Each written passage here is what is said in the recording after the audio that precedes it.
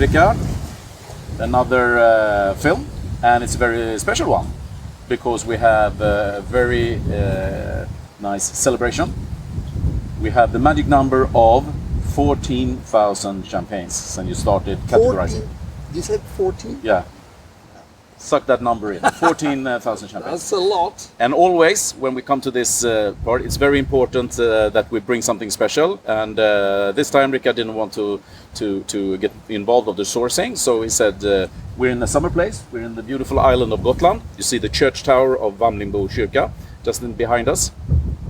And summertime, lovely weather, a little bit windy, but that is Swedish summer. So I brought Fleur de Miraval.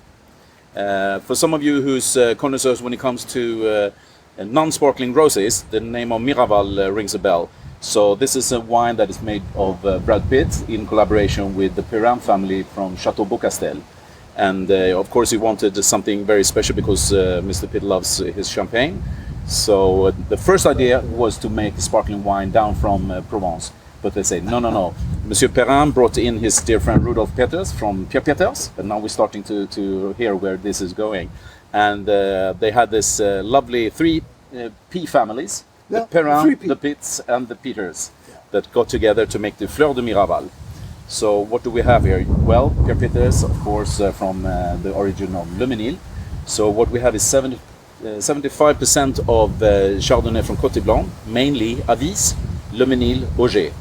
And it's made, maybe you can see of the color, in the Rosé saigné method. It looks almost yellow. Yeah, it's an extraordinary, interesting color, like an old champagne rather than a rosé. So the Pinot from Vertu. Pinot Noir from Vertu, Rosé de Saigné. So a very light hint of skin contact color. As I said, more golden than a slight orange. No bronze notes, no reddish notes whatsoever. It's a very pale rosé. Beautiful champagne. First of all, I would say that when I'm within the family of champagnes from Pierre Peters, the one I like the least is their regular non-vintage rosé. So of course I pre-tasted a little bit just here before. And I was amazed that it has nothing to do with this regular non-vintage rosé. This is so much more meaty, so much more serious, and it's a perpetuel down to 07, 16 base, and all the vintages down to 07. So you have a certain age-based power behind, which is very, very strong.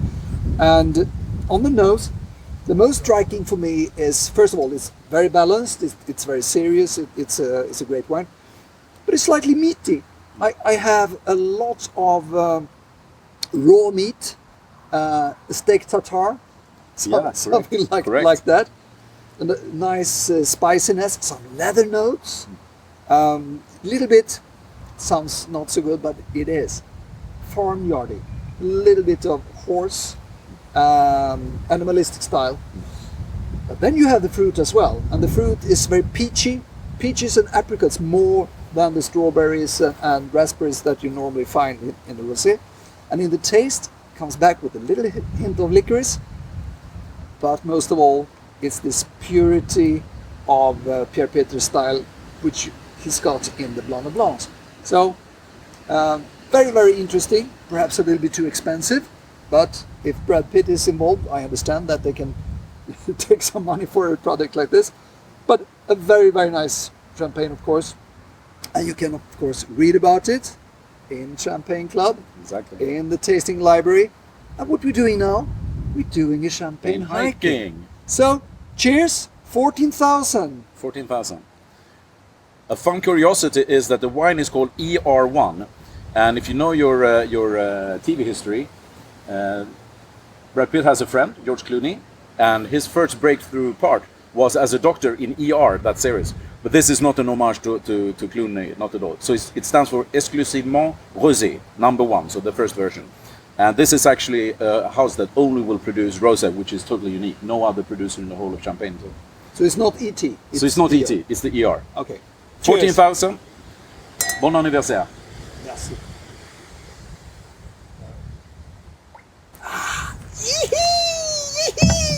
Swing!